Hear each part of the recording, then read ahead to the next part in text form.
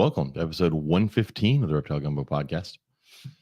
It's on a Monday. You've been around for a long time, man. Yeah, 115. I know. I'm still amazed every time it's anything over 100. But it is Monday. It is not Tuesday. We had to move to Monday. We didn't think we were going to have a show this week. We'll be traveling tomorrow. We've had a death in the family. James and I have, and so we will be traveling out of state tomorrow for arrangements and things that are going on. If you're friends with me on Facebook or you're part of the Herps group, you already know what's going on. And if you're not, then this is us telling you. But so we'll be out of pocket for the second half of the week, and we will be back again next week. And definitely tell any of your loved ones that you love them at any point you get a chance to. Absolutely. Right. And take lots of pictures. If you're the one who's always behind the camera, swap it up. Make somebody else take pictures of you. Jump in those videos. I don't mean to bring this down, but tomorrow's never guaranteed. So appreciate everyone while you have them. Yep. Happier notes. Let's go ahead and mention our sponsors. Yeah, our first sponsor we have is Lone Star Reptile Racks. Who? If you're Lone Star Reptile Racks. Never heard of her. Oh, whatever. If you're looking for a high quality PVC rack, look no further than Lone Star Reptile Racks. They offer a variety of sizes for all types of snakes, geckos, rats, and more. You can even order something custom. Shipping is available, or you can plan to pick up at a Herps Reptile show near you. Visit lsreptileracks.com to reach out to Lone Star Reptile Racks and place your order today. Yes, I'm excited for a couple things this summer. One, once we get the reptile zoo at my school all set up. Also, my dad, when he comes in town, is going to help me redo my snake room. So that means I'm going to be getting more 4-foot cages at some point. Cool. So I'm looking forward to my cages. Where are you going to order those from? Probably from like Animal Planet. I'm just kidding. I plan on getting them in this lifetime. I didn't even know you were redoing the snake room. This is news to me. I am. I'm going to put I've been a all little out of it the last week, so all it's totally racks, understandable. All racks will be on the floor. None of them will be double stacked. No, cool. And I will build benches above them for 4-foot cages to stack. That'll be awesome. Yeah, so it'll all be racks on bottom, cages on top. That'll be great. I should be able to fit more cages in there. So I'm looking forward to having more cages. Also, Herps Reptile shows. I even pulled up. Our next Herps Reptile show is June 4th and 5th in Lafayette, Louisiana. Then there's the big one in Conroe, June 11th and 12th. I will say that there is a Lone Star show this weekend in Amarillo that was originally a Herp show that Sean's helping out with advertising and whatnot. So go support that if you're in the Amarillo area. Not that anybody is there in their right mind, I think. So to say that's like on the other side of the country. The world. Actually, it's although I good barbecue. There is a great barbecue place up there. Cannot remember the name of it, but Grant Family Exotics will be there with a bunch of my racks. Oh yeah. And a couple cages, I think. So if you need racks or cages, they'll be there. Yeah, go check out the Lone Star show. That's run by Otis and Malia, and they are amazing people. Yes, they are. So go check that out. They do, if anybody's gone to the show in Shirts, which is outside of San Antonio, that's a great little show. It's a very little show, but man, it gets a lot of people in there. Yeah, it does. So yes, go check out the show in the other side of the world in Amarillo this weekend. This weekend. Yeah, this weekend. And then like Conroe is June 11th and 12th, which is Katie's birthday. I'm not supposed to tell anybody, but it's Katie's birthday. Yeah. June 25th, 26th is Longview, Texas. Then Slidell, Louisiana is July 23rd and 24th. Then Oklahoma City, July 30th and 31st. Corpus Christi, August 13th and 14th. Bryan, College Station, August 20th and 21st, which means we can eat at Fazoli's. For anybody that doesn't know, Fazoli's is fast food Italian, and it's fucking amazing. It's like if McDonald's made an Italian restaurant, but it was good. Oh, I love Fazoli's. They built one in Fort Payne, Alabama. What? My dad sent me a picture today of the cup. He apparently stopped at Fazoli's there. What? Now I know what I'm going to have to eat for lunch one day. What it tells me is that Fazoli's is still building restaurants, and there's still a chance there's hope. There's hope that we could get one. That's what I'm holding on to. That's so and then Austin, Texas is August 27th and 28th. So check out the Herps Reptile shows. Check out the Herps Reptile shop in Bryan. Yes. Yeah. Bryan. It's very weird saying Bryan and not Bryan College Station because that's the reptile show. But the reptile shop is in Bryan, Texas, which is right next to College Station, Texas. Yeah. And then our other sponsors. Oh, the Ruas over at Wiregrass Exotics. So check out the Ruas in Ozark, Alabama. And check out and get you some feeders and their venomous snakes. There's a show coming up in Ozark. No, it's in Dothan. It's in Dothan at the end of June. It's in my hometown-ish. I don't really have a hometown, I guess. But it's where I went to high school. Go check that out. the Ruas will be at that show. Mm-hmm. And also, I haven't mentioned it in a while, but I still love this sign. I turn it on every time we come in here. Go check out Focus Cube. The Howdy's over at Focus Cube. If you're looking for a showstopper, like showpiece cage, they are amazing. They made this great sign for us that's changing colors behind me. I still think it's one of the coolest things in my house. So go check out the Howdy's. They'll make you a cage when they're not fishing. Lord knows we got enough stuff in this house. We need more stuff. No, we don't. No, we don't. We don't need more stuff. No, we don't. We got rid of a lot of stuff and we still have too much stuff. I do want to talk about our weekend, but I want to go ahead and bring in our guests because our guests may have been where we went this weekend. Oh, that's cool. It's a possibility. So we'll bring her in. Robert, you want to go ahead and introduce our guest? Yes. Sorry. I'm not used to doing that. I don't even try to murder her first name. We just call her Lainey. It's Elaineanna, right? Yeah. Holy shit, I got it right. You don't want to butcher her first I've name only or her known her for last name. 3 or 4 years, and I finally get it right. She's one of the first people that I met when I got into reptiles. Her and Hayden were two of the first people that I met, and Lainey is awesome once she gets past her gruff exterior a little bit. Those are the best kind of people. Absolutely. Not bad. So yes. So Lainey, if you want to tell everyone, obviously we know you're associated with Gina's Heart of Gold Rescue, Who we had on last week. Yeah, tell everybody what a badass you are.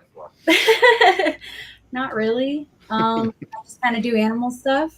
I've just been doing it a long time here. My mom has been breeding snakes since before I was born. Her dad was doing a lot of animal stuff as a kid. My mom has always had like hawks and shit like that since I was a kid. And then reptile stuff. My mom met Gina and then started pawning me off onto Gina when I was a kid.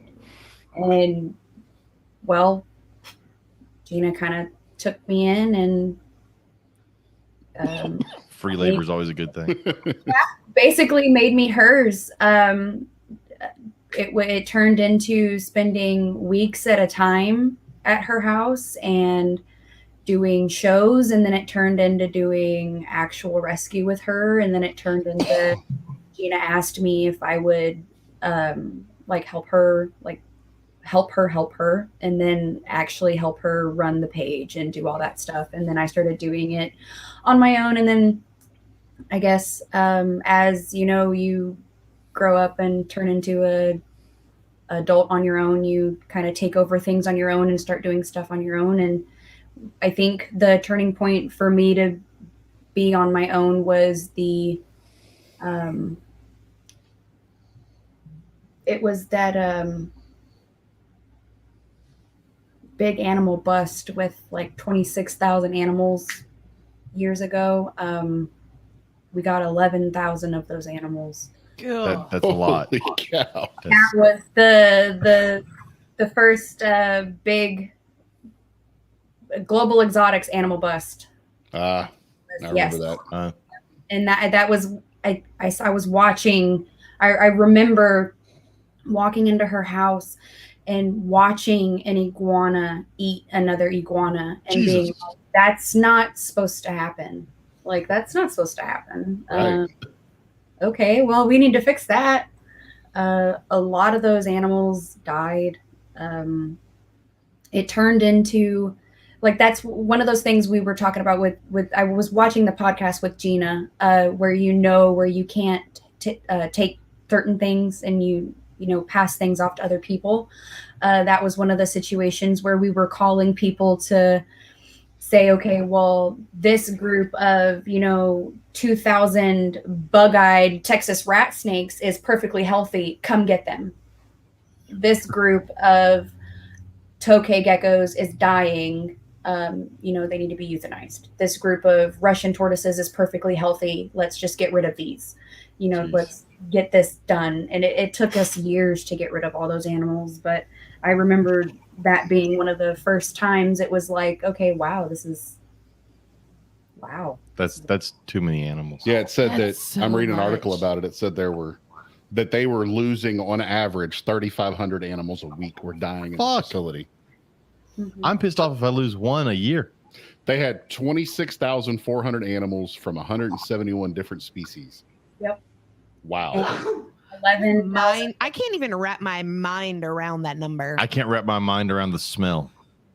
No, it was terrible. Just imagine seeing a whole exotics show just inside of a house. Look, that's what they kept their frogs in. Coke bottles with holes poked in them.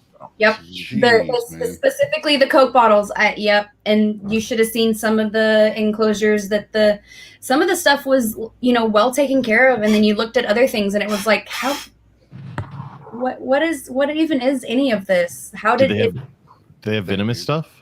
Not that I remember. And if they did, I do remember Don Shores getting into some of it. Yeah. Yeah, because they were in Arlington, right?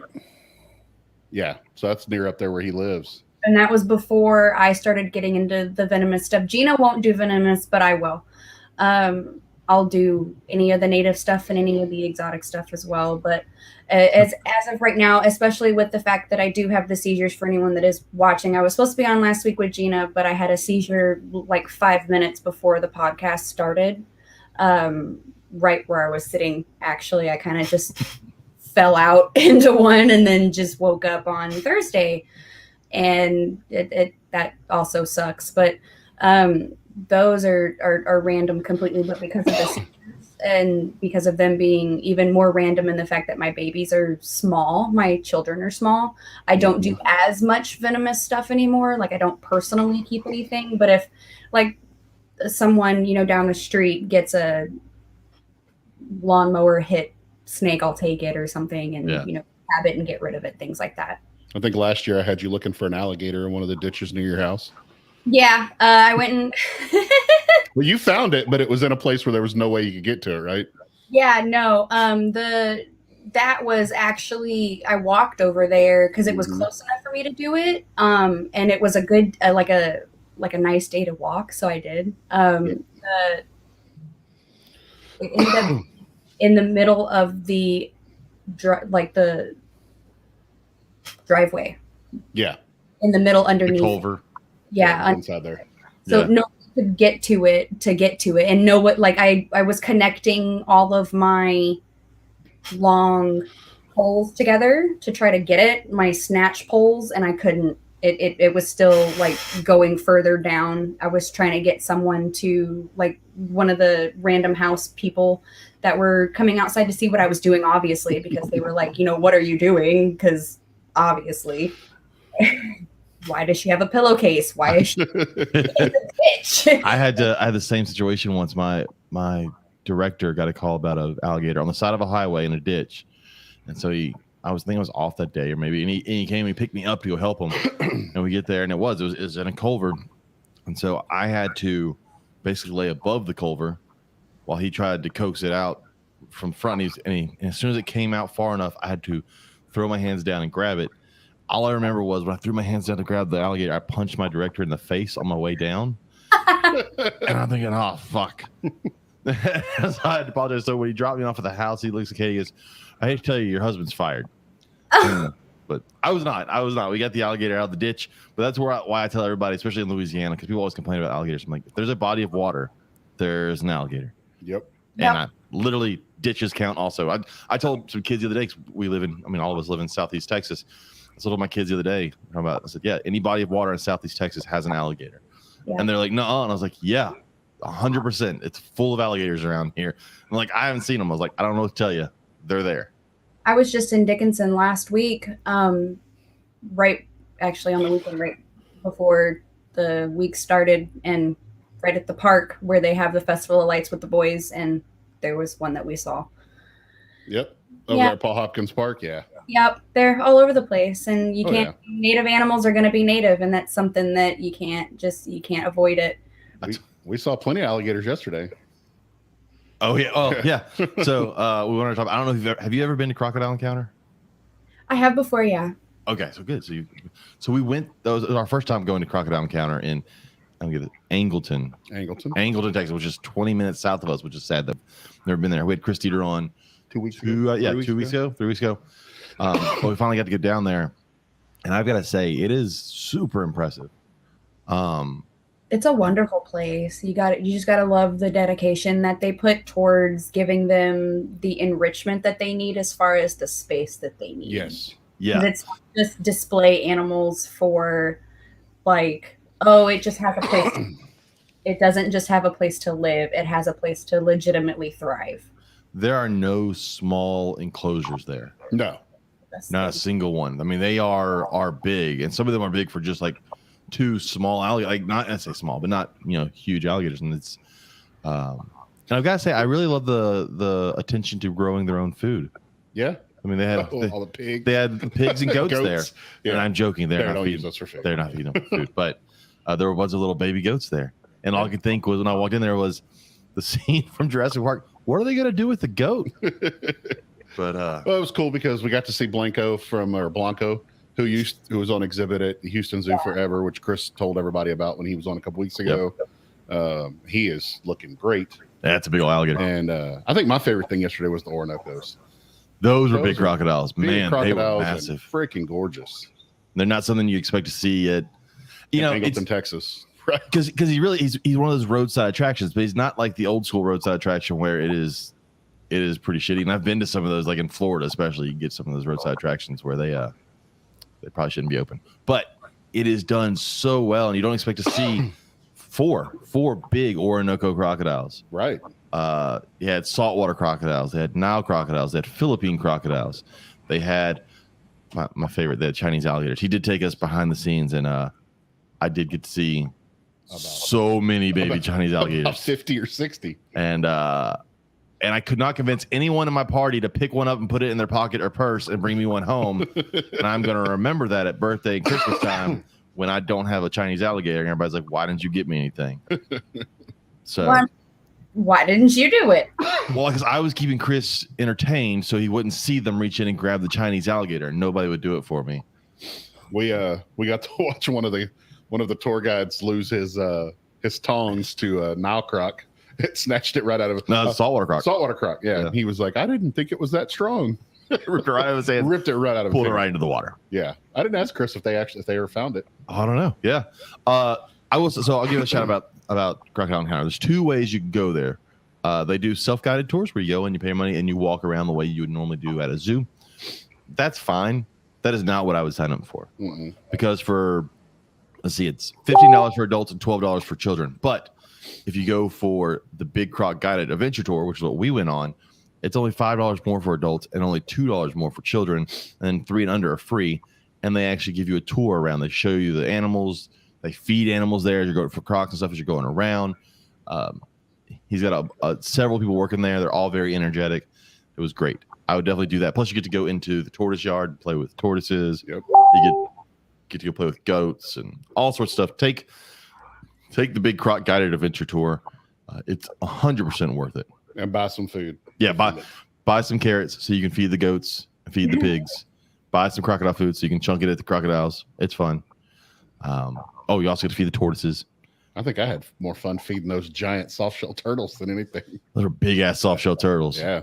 Yeah, the one girl was leaning over to feed the Philippine crocs, and all that was there were like 5 big soft-shell turtles eating the chicken out of the tongs.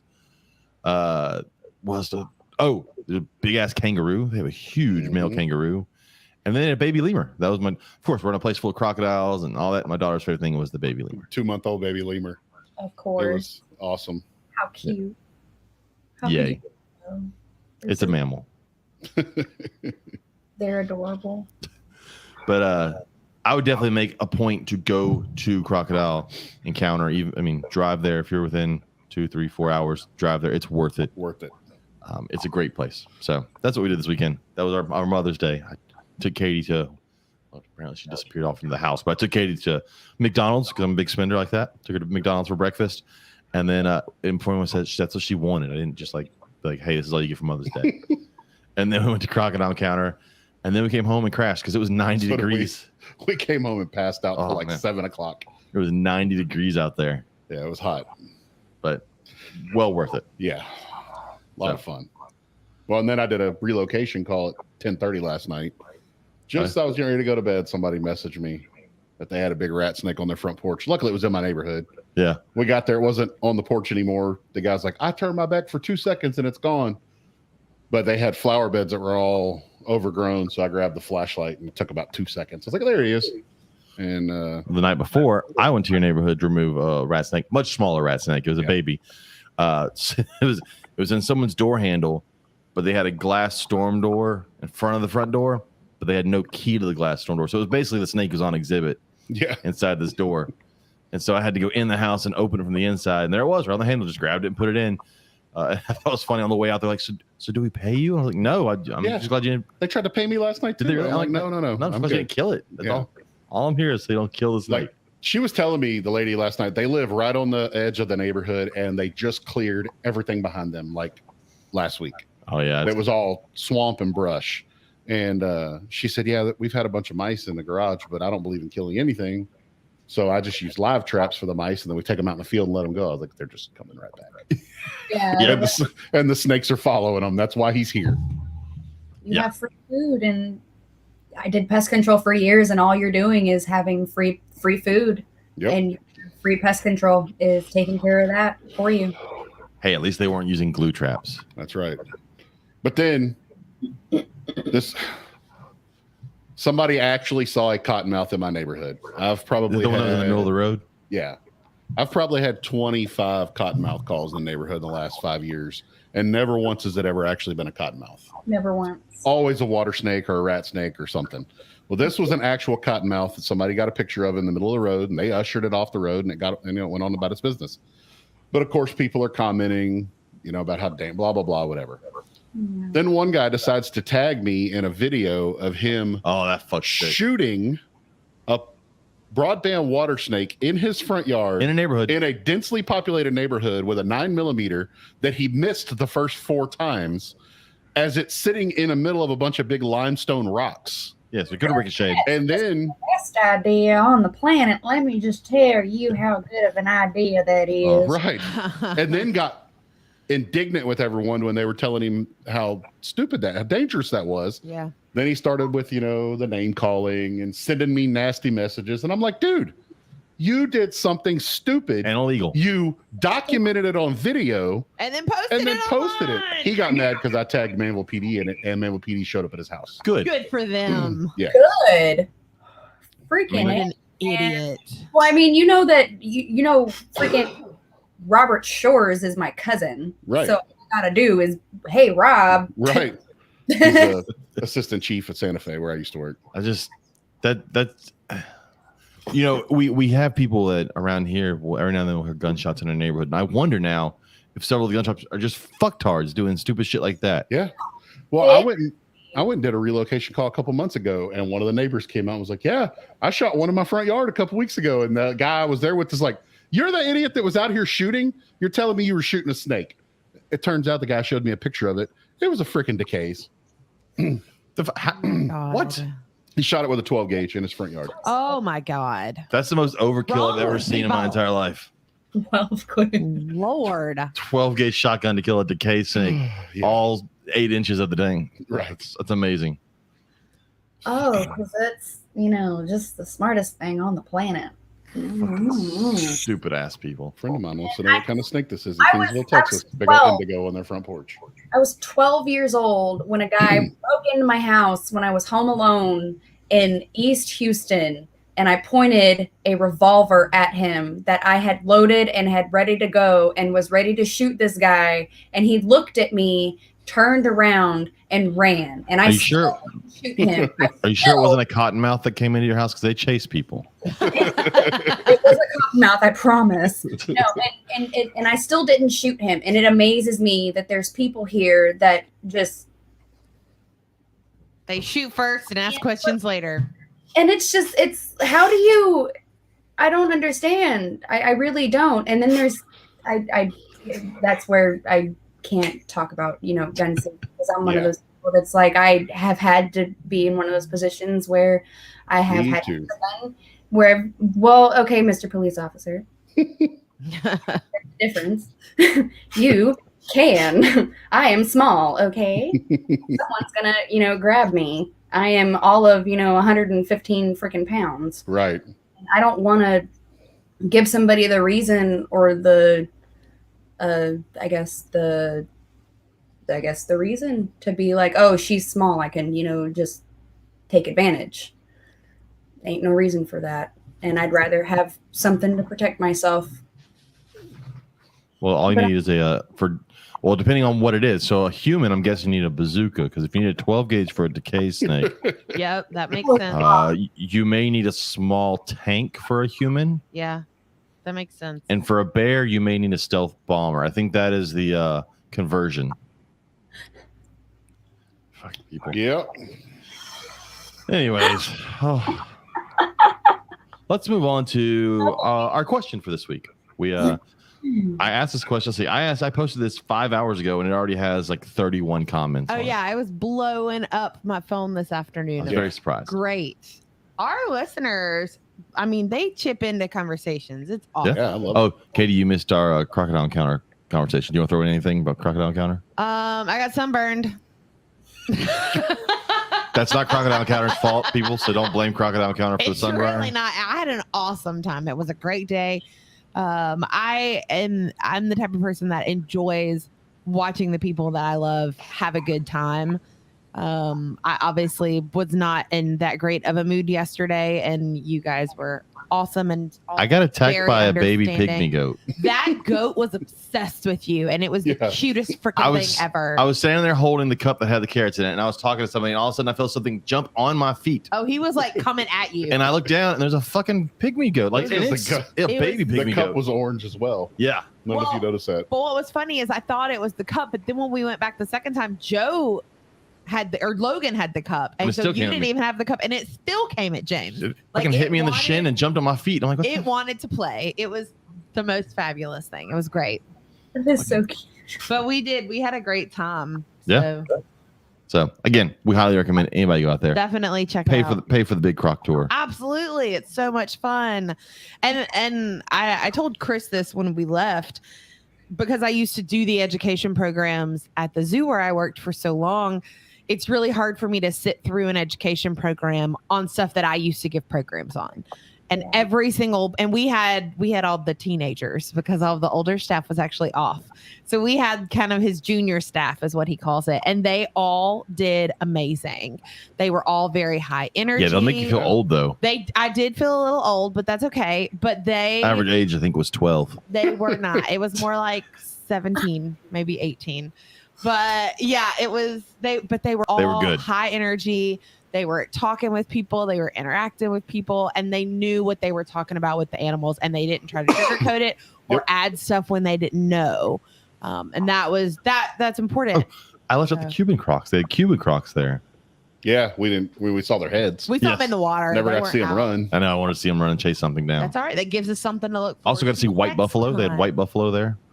That's cool. Yeah. I stayed in the shade. Yeah, Robert and I stayed up while y'all walked. It's mainly because I wanted to watch Chris fish the tongs out. They had bison. They had white bison, and then they had eland, big old African antelope. That's the largest antelope in the world. Yeah, they're huge. Mm-hmm. Just watch them like reach up in trees to grab stuff out of the trees. Yes. It's a big old antelope. We had a good time. But anyways, I figured I'd let you chime in. You weren't here when we talked about it. Yeah, I was our kid's home. So forget our kid.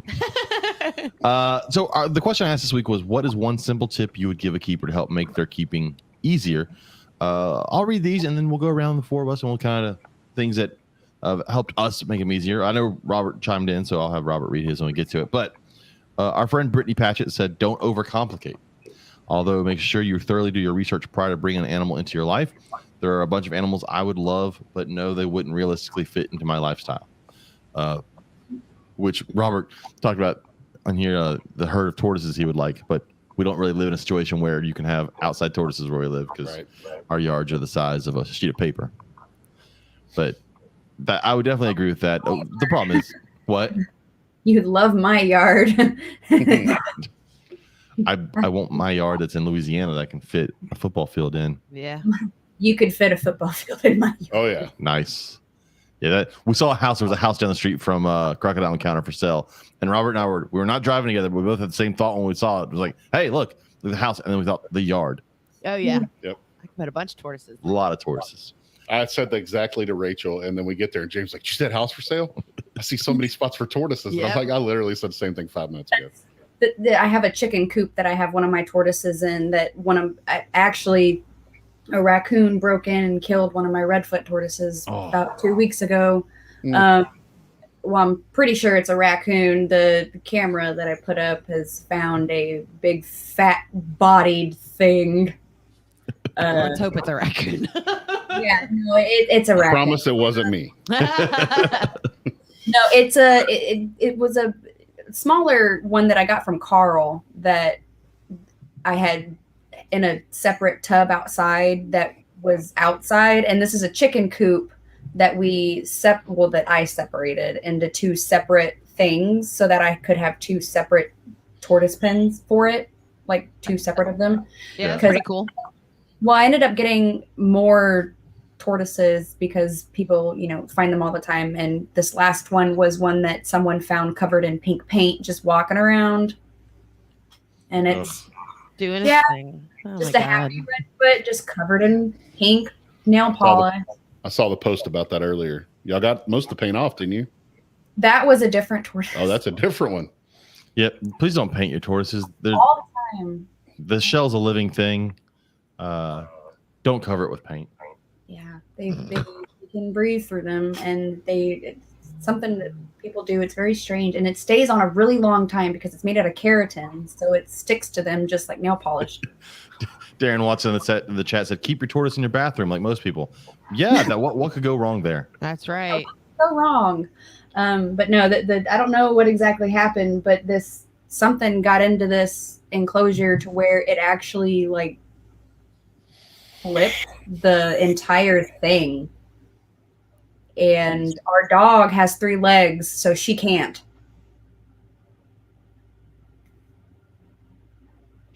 Not quite sure how. That's crazy. Flipped it, yeah, because our dog. Raccoons are tricky. They can do a lot of stuff. Yes, they are. They got little people hands. Yes, they do. And our dog is dumb, so I know that she would like have something to do with it because she's very, very, very smart. She's very smart, but she could she wouldn't be able to do it. Let me grab her. Hold on, you'd love her. Right. So I was going to continue real quick with what Brittany said. Brittany said she ended up realizing reptiles are not in her wheelhouse because Brittany has a lot of tarantulas. Yes. It's an understatement. But a lot of tarantulas and birds.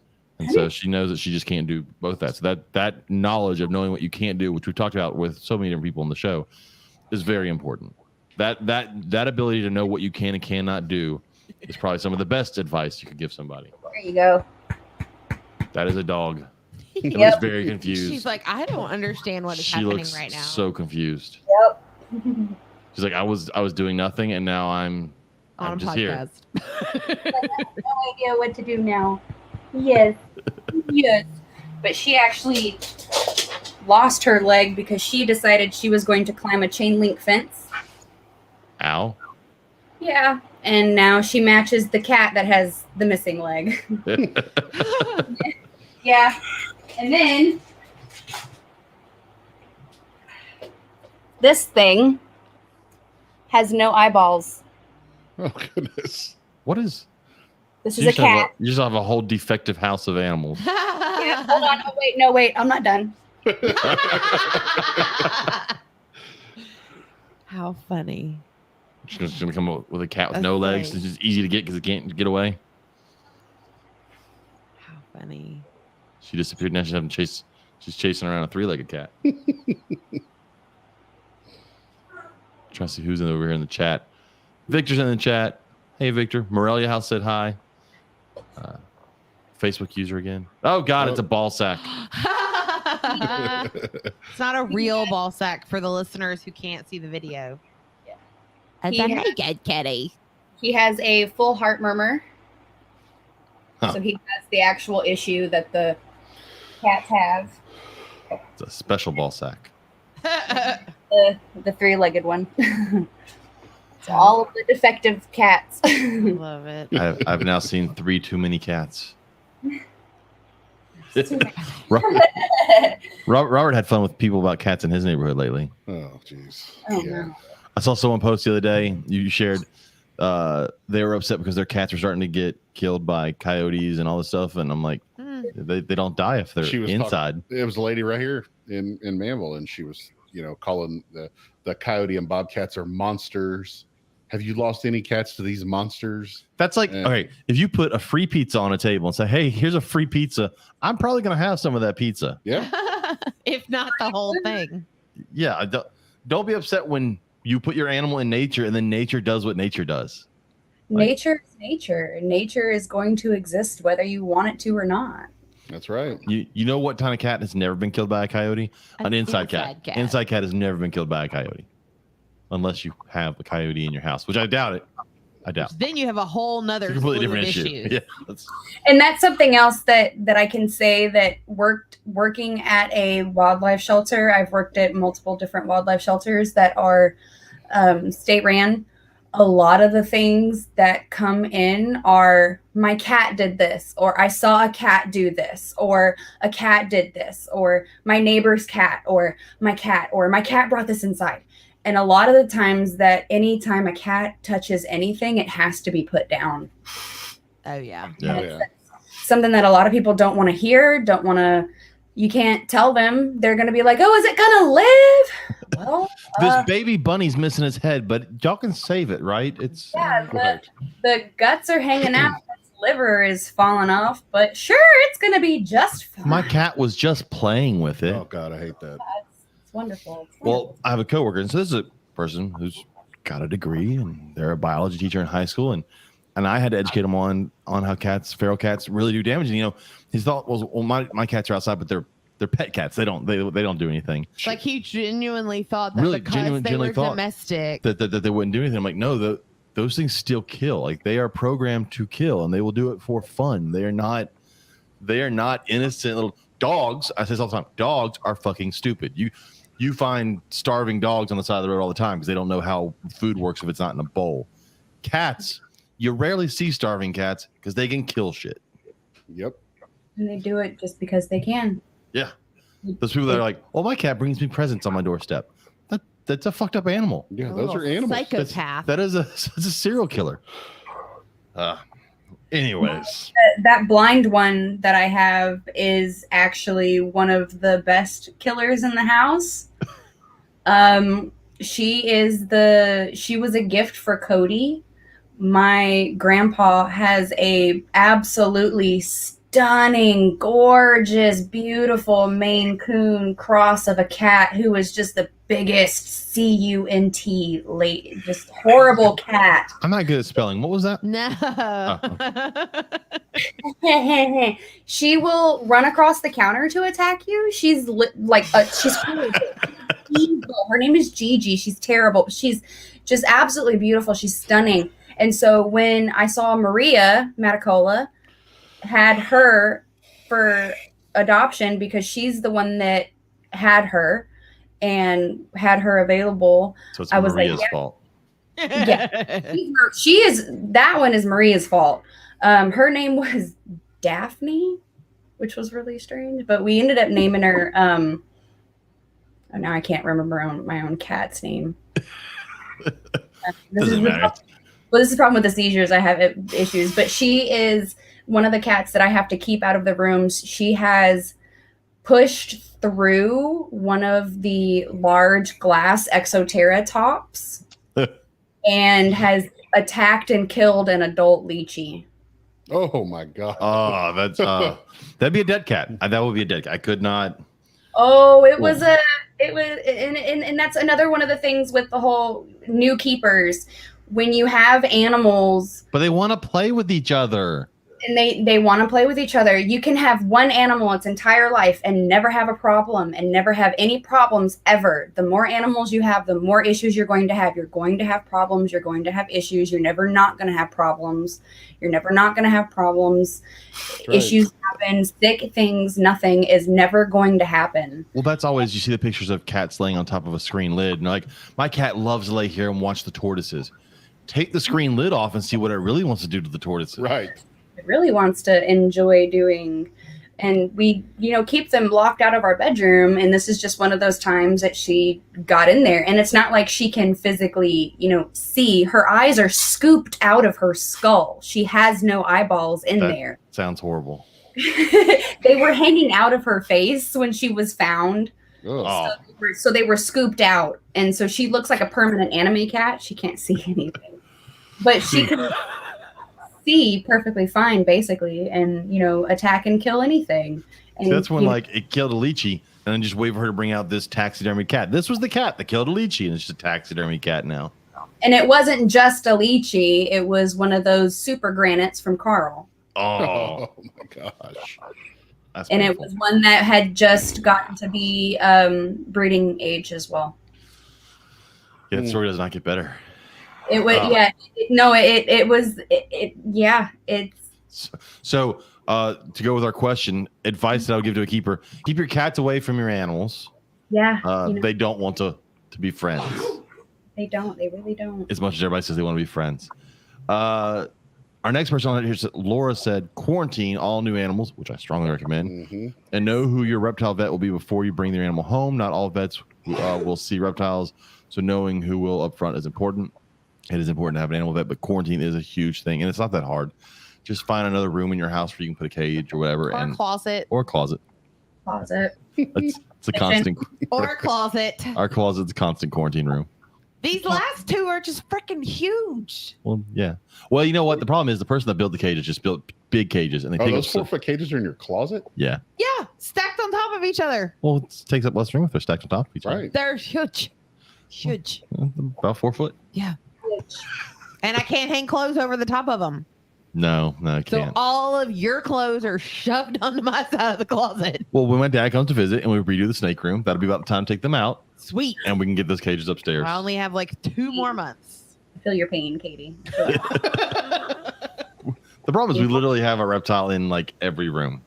Especially now that I've put, because you had your little snake in the living room anyways, because you have that really awesome focus cube. Yeah.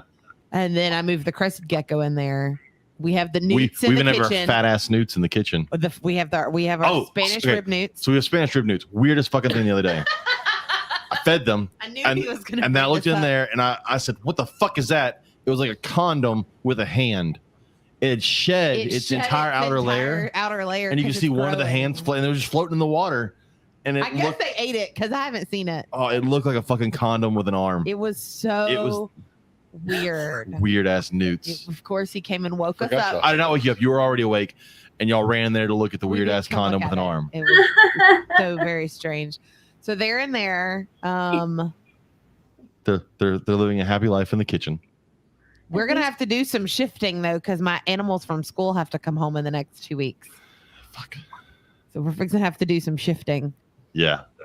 Not looking forward to that. No. Our friend Megan said invest in quality supplies and ask experienced keepers where they like to shop, which is good. She says, I promise the answer isn't going to be PetSmart or Petco. Just because it's expensive doesn't mean it's quality, and just because it's labeled for reptiles doesn't mean it's better. Don't be afraid to shop around and get creative. You can save so much money on things like bowls and hides you can put into to better quality lighting or heating for your enclosures.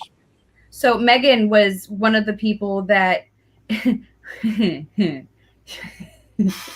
whenever she was asking me, because I watched the podcast with Gina, whenever she was asking me about that bull snake, she was asking, the list of questions that she sent me. When I tell you that I was going to throw my phone, why? Why? She could have Googled that. What? She did. Yeah. She Googled it from you. You are Google. Basically, but I was like, I would trust you over Google any day. And I don't mind that, which is great. I mean, that's wonderful. I'm happy that. But it's the basic shit that gets annoying. Yes, and I don't like to. It's not that I don't like to tell people that I work for Josh. I also work for the Bio Dude, and I run his business page as well. And Lord have mercy. A lot of questions. I sent someone today on his third question that's on my FAQ page. I just sent him a link to the FAQ page. And I was like, hey, man, most of these questions are answered on here. Oh, yeah. Awesome, man. Thank you. I saw a screenshot the other day in one of our chats. Someone had a customer who had bought an animal from them, then messaged them asking, hey, what was the birthday of this animal? Yeah. And the person said, well, we don't give them birthdays. We give them, hatch a week. You have a week here. It hatch somewhere in this period. So pick a day in here. The person said, had they not known, or had they known that they didn't know a birth date, an exact birth day for this animal, they would not have bought it. And they saw that on their website, there's a 25% restocking fee. So they were glad to pay the restocking fee to return this animal that they loved. They loved the way it looked. They wanted everything about it. They were going to return it because it didn't have a birthday. A high-end bearded dragon. Yeah. When they gave them the birth week. They could have picked any fucking day in that week. And this person's like, I can't do that. Your fucking bearded dragon doesn't know when it was born. It's very important that I know birthdays on all my animals because we celebrate them, is what they say. Fucking I made the same face, Lainey. Yeah. All of us did. Yeah, I read that multiple times. Like, there's no way that they said because they said in there they loved the way it looked, the color and everything, but they wanted to return it because they didn't know the birthday. Yeah. And then I get animals surrendered to me. Like I was speaking of bearded dragons, the animals that can come from any situation ever on the planet. I was doing a herp show once. I came home to a box on my porch of one of the most beautiful, bright red, this color bearded dragons I've ever seen on the planet. And then you returned it because you didn't know its birthday? No, it was the most healthy thing on the planet. And it said, sell this for me. I'm going to the military. Oh. And it had its birthday written down. Oh, look. Just imagine, though, that story done with humans. Or, yeah. Imagine someone adopts a child. They're not sure when that child was born because they just found the child. They can't say, we don't know exactly, but we know it's probably about this age. Oh, well, if I didn't know, you can have the child back. I don't know its birthday, so you can just have the kid back. I don't want this kid. I need one that has a birthday. Fucking idiots. Goodness. Yep. Get the birthday and just give it to it. I just, I've got to imagine when the person that got that message from the customer, they didn't expect, they probably would have just given it a random birthday had they known this person was that crazy. But you don't expect someone to go, I don't want it because I don't know the exact day it was born. I'm willing to pay you 25% of what I've already paid you. To take it back because you don't know when the birthday is. Back just because it doesn't. You can't give me the birthday. People message us. Gina's paid all the time for birthdays. Well, what information can you give me? Oh, you don't know when it was born? No, we actually got it fully grown. I don't know. It doesn't change the animal. So that happened with our bearded dragon in my classroom because she's a rescue. Mm-hmm. A friend of ours rescued her. She had MBD. She got her all better, all healthy. We have no idea when her birthday is. We have no idea how old she is. We can guesstimate. My fifth graders one year were like, her birthday is going to be in October. I'm like, all right, pick a date. Let's go. And I'm like, let's do it.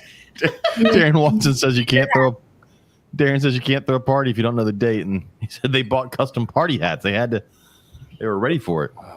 And you know what? Them kids were happy. As long as they're happy, it doesn't matter. Robert, do you want to give an overview of what you said?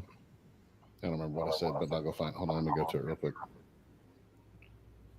I know it was something about. I said something about reptiles being opportunistic eaters, people that constantly try to feed them. A lot of the reptiles that we see nowadays are obese and overweight, and a lot of the times, we're at shows and we have these nice, fat, healthy animals, and people come up and they're like, oh my God, that's so big. Nope. Normal size, ready to go, healthy animal. Are you sure you've seen a healthy one before? Yeah. I said find one mentor and stick with them. Getting advice from 19 people in a Facebook group will get you 19 different answers. Don't overcomplicate things. Take your time on growing and stick to what you like. And then I also in the comments said, somebody was, thinking of Victor. We were joking back and forth, and I was like, I could go on and on. Like, throw the damn feeding charts away. Feed a rodent that looks right for the animal. Who gives a shit if it's a few grams too big or too small? Stop listening to people who just got into the hobby but already have a YouTube channel and their own Facebook group. All they're doing is regurgitating shit they read without actually having experienced any of it. Quit worrying about a feeding on a schedule. The snake does not care if you feed a couple days late or a couple days early. I always laugh when people are like, I forgot to feed my snake yesterday and it was his scheduled feeding day. What do I do? I love those.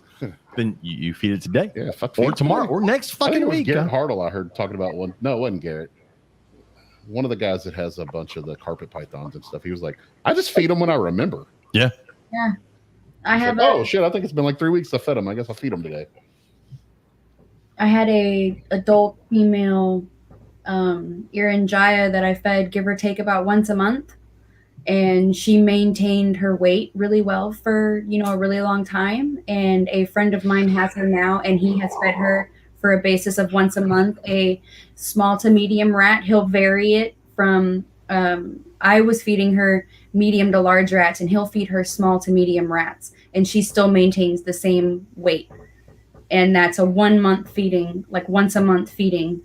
And she's already fully grown, already fully sized. She's give or take about 9 feet and perfectly fine. Feeding is one of those things. I've heard so many different stories about people fuck this up because they don't. The next thing was Jason Miller said, research up front and be prepared to get set up for your reptile before they actually get there. Research. Because I've seen people that, because when they bought it, they were feeding it pinkies. They keep feeding it pinkies the entire time because no one told them they had to switch up. You'll see folks that get so lost and confused on how to feed something because they were told one thing at the beginning and they don't realize, like, babies eat once a week on certain species. Okay, I'll feed my babies once a week, but at 2-3 years old, I'm not feeding once a week. They're older, they're eating less, but yet people still keep on that feeding regimen. And so when you get a 10-foot Burmese python, they're like, oh no, I gotta keep feeding this thing large rabbits or a rabbit once a week or large rats once a week. I'm like, well, that's why your thing has rolls. Yep. And then you look at bearded dragons and they're wondering why they have gout, and they're feeding them, they're saying, oh, well, I'm trying to feed it greens and it's not eating. And you're sitting there trying to tell them what you need to starve it. And then they're sitting there. And that's all they will eat. Yeah. And then the person sitting there, I can't do that to my animal. That's evil. That's horrible and abuse. And it's like, okay, well, you're going to kill your animal, having it have, acid that is poisoning its body because you're refusing to give it a couple of days of a break just to get a break. To make it hungry enough to eat something else, you have to have it hungry enough to eat something else. You're not going to let your kid wake up at 5 o'clock in the morning and drink a freaking soda and go eat ice cream. My students are our caretakers for our animals. And it's funny because they learned real quick that I don't give in when the animals are spoiled. So like the bearded dragon went through a phase where she only wanted to eat if you were feeding her by the tongs. And I was like, no, we are not doing this. And they were like, well, what do we need to do? I said, we're going to not feed her for a few days. And then when she's hungry, she will eat out of her bowl like she is supposed to. They were like, is that safe? I'm like, yep, let me show you. So I pulled up some research to show them. But our leopard gecko does that. Like she'll eat. And with leopard geckos, they'll tell you to feed them every couple days, like a few here or there, a few crickets here or there or whatever. She's never really been one for that. I will put a couple in every other day or every 3 days, and she won't touch them. She eats 10 to 12 crickets once a week, and then she's done for the week. She will literally look at it and turn around and go back in her house. She wants nothing to do with it. And she's been like that since I got her. I mean, and she's 2 years old. And things will eat when they're hungry. Yeah. The only times where things like that are tricky. Babies, new hatched or born babies, sometimes some fail to thrive and they won't eat. Imports, some fail to thrive and won't eat. Yep. But if you have something that's on a regular feeding schedule and then all of a sudden it's like, I don't want to eat, and nothing changed as far as housing and care, and it's still healthy, it'll fucking eat when it's hungry. Yeah. And I tell my kids, I'm like, look, let's watch it. If she goes more than a week without wanting to eat anything, if they lose at that weight, point, we'll start paying more closer attention. But if it's a day or two, yeah. I guess if I were to give advice to anybody, I would tell people not to freak out over little things. No, would worry about. If they were going any more than a couple of days, I would say a couple of days is okay. A week is where I would get, okay, are you going to drink water? 2 weeks is where I'd be like, all right, you need to do something with water. Yeah. 2 weeks with food? No, I wouldn't worry. I'd be like, okay, you'll be okay. You're going to eat eventually. Well, and it's funny because my first rule is like, is there poop in her cage? Did she go to the bathroom? Yeah, we cleaned that out. I'm like, if she's still going to the bathroom, she is fine. Don't even worry about it. Yeah. Well, and I know, Lainey, you guys probably see a lot of leopard geckos, you told me this before, that are blind from people putting bright ass UV lights and stuff on them. When a leopard gecko is like the last one that needs. I don't even have light on mine. She just uses the classroom lights. Mm-hmm. Well, and that's something that I have trouble with, being, I guess, somebody that does, like rescue, and then somebody that promotes, bioactivity. I want to be somebody that does the best with, I guess, enrichment as possible. And leopard geckos in general, it is scientifically proven that gecko species in general, what they will do is they will take a small, tiny part of their body and stick it in the light to get what they want, whether it be the tip of their tail, the tip of their foot, their itty bitty like toenail, their elbow, and then they'll go on about their business. They don't need, their whole body in it. They don't need a chunk of their body in it. So when you need to give them these things, because they do and can get, metabolic bone disease without having UVB and having the proper, calcium supplements and everything that they need.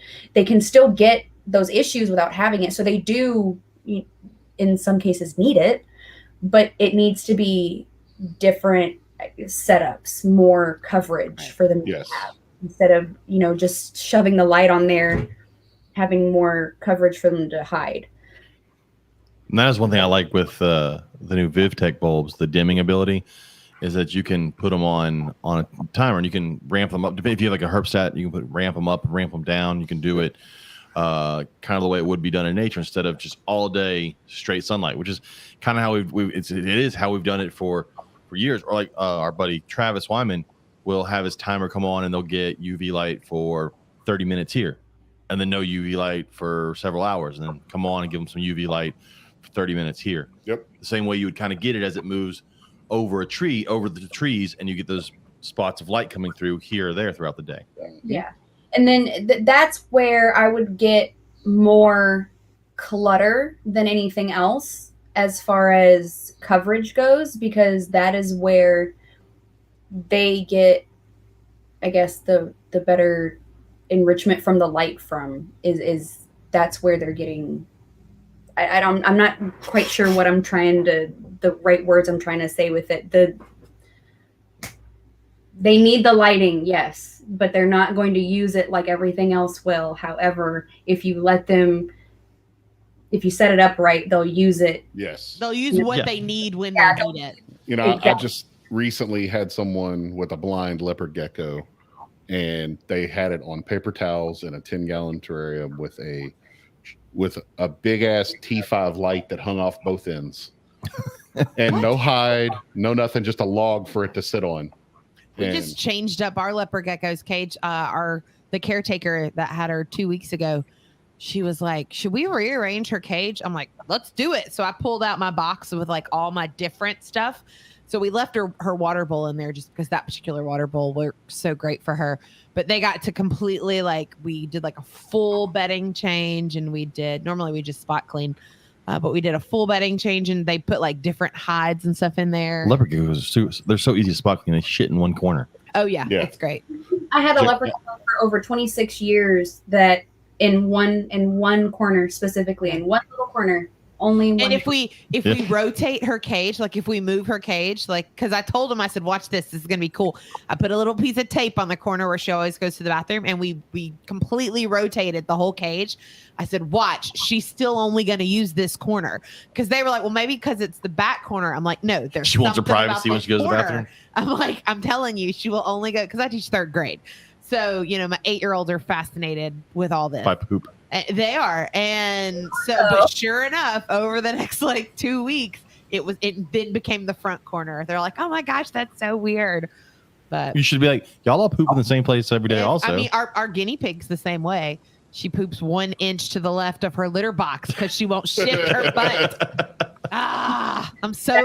She's so close to being litter trained. Our so friend close. James Bagoli, who is the manager of the herp shop and is also a gecko breeder. He breeds all the tiny little things. Yeah.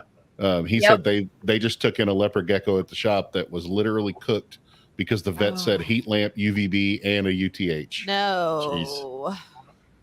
So they created an oven. Yeah. God. And then that's where you need to have space because reptiles need to thermoregulate. But when you put them and that's the really shitty part because we use what we have available to us. And unfortunately, the normal floor spaces of the aquariums are what we have available for us to use and for us to go for. And that is 5, 10, 15, 20 gallons. I've seen so many things over the years of random shit over time. Like a couple months ago, a guy called, Gina's page and said, can I come drop something off? I need to come drop off a ball python. He's not eating, this and that and the other. And I'm great. That's fine. Bring him over. He brings me this ball python that he had no heat on whatsoever on aspen bedding that he was feeding pinky mice every 2 weeks. And he was taking it to go do Uber Eats drives with him. Because that snake loves going out and doing stuff like that. Yeah, it loves it. And then he freaked out when I picked it up. He said that it bit him. And then I was worried about it because it was biting him. But then it's I'm looking at this enclosure and it's covered in shit. Yeah. And it has no hide and a dog bowl for a water bowl. And then the hide that he gave me in a separate box was a hamster hide. So I'm just okay, I understand using, used supplies. That's wonderful and that's great. It would have cost you $5 to go on Amazon. Yep. Get that other hide for it, all this other stuff that you could have gotten. A tub would have been so much better for this snake than this tank would have been. Well, the problem I have with a lot of so bearded dragons are one.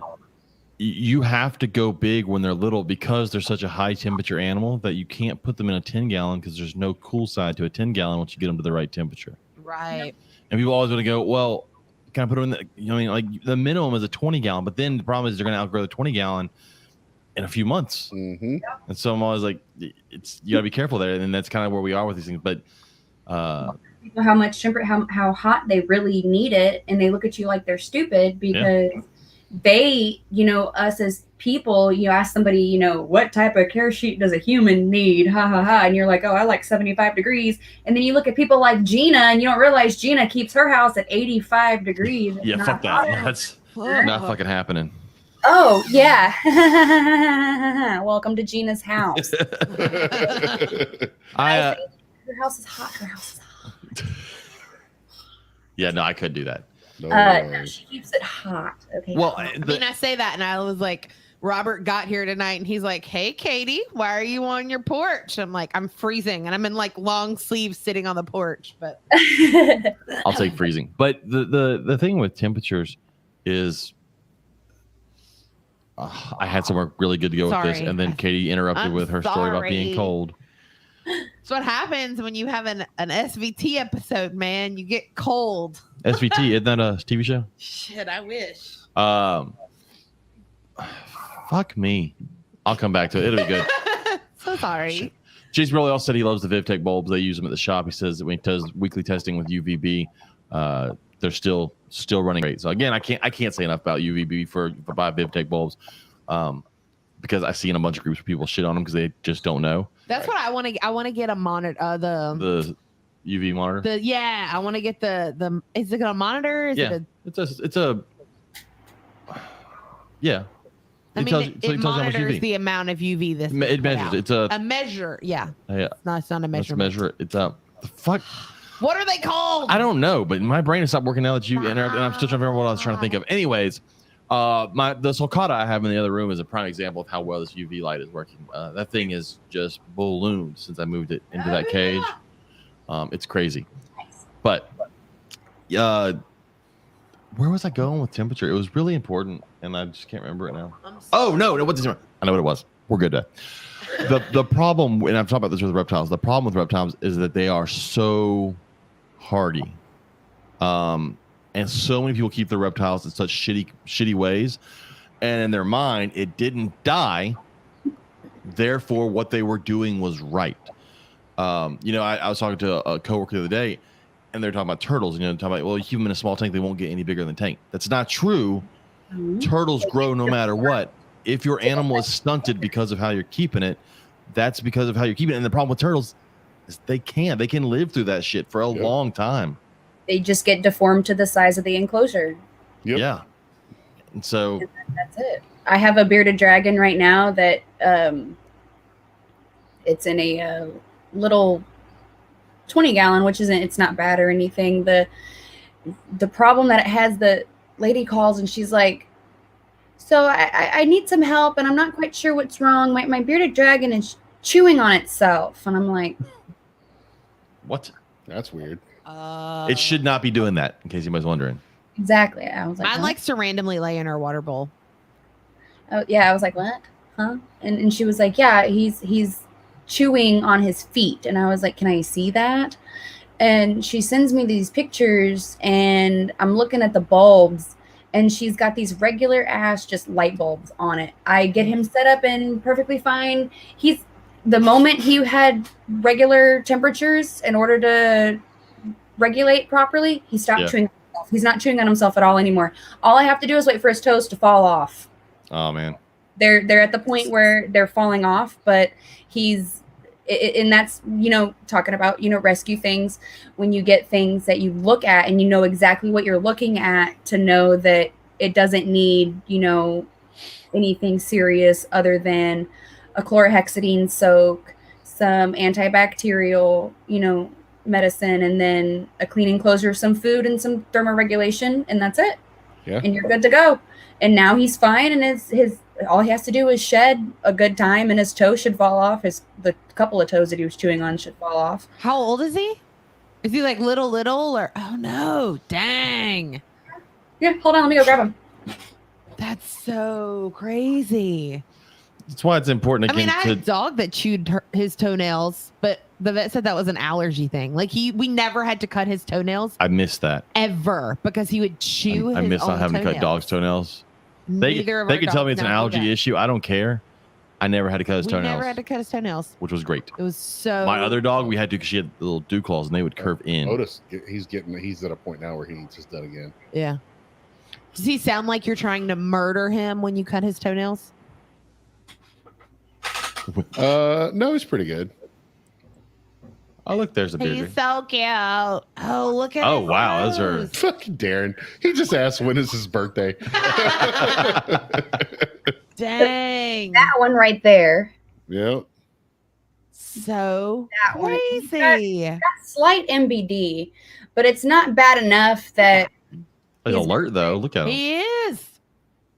Oh, he's great. And, he's like, hey, people. And they were like, oh, he doesn't eat any greens whatsoever. He doesn't do any of that. He doesn't like any vegetables. He's mean. Darren said, we're talking about people not getting the information they need. Darren said that's why groups and podcasts are value. It's going to eat the vegetables. Oh, look at him. Wow, he was counting on that. But Darren said that's why this group and podcasts are so valuable. Newbies sometimes just don't know, or they go off the info from one source. And if you listen to this podcast, you can learn so much. And a lot of there's a lot of great podcasts that you can learn from now. And one of the people that comment on here, one of the advice they would give keepers is listen to podcasts. It's unlimited learning whilst they use the word whilst. Listen to podcasts, whilst you drive. Don't watch the YouTube videos, with Brian Barczyk and all that. And yeah, that is a problem with a lot of YouTube. And when we talked about, Robert and I have talked about it. There are people that we know locally that have just gotten ball pythons, and they start a channel, or they just had their first clutch of eggs, and now they feel they need to go out and tell people how to breed. Yeah. You're not it's okay if you're not the person giving people advice. It's The- okay. The people that just have animals in general and think that they know how to do everything because they, just have something, and it's like, this is why this with Yeah, that giant bearded. toes and the MBD and the issues and the dehydration is why we have issues, because you didn't do enough research to know that there were things that you could have done on a regular basis that were simple. And she didn't even know that she could give it regular vegetables from the store.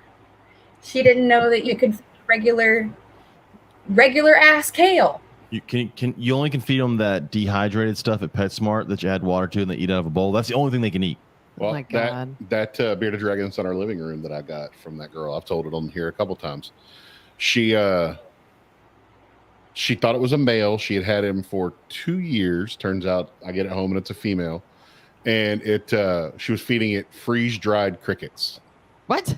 That's what she fed it for 2 years. Oh my Yeah. God. So she had severe MBD. She couldn't even walk when I first got her. She could bite though. She bit the shit out of me the first day I had her. Yeah, 'cause she's trying to find food. Right. But started giving her supplements, gave her UV. She's the one that you said when you put the VivTech light on, she just like ran to it. Yes. I wish I would have been videoing it. Yeah.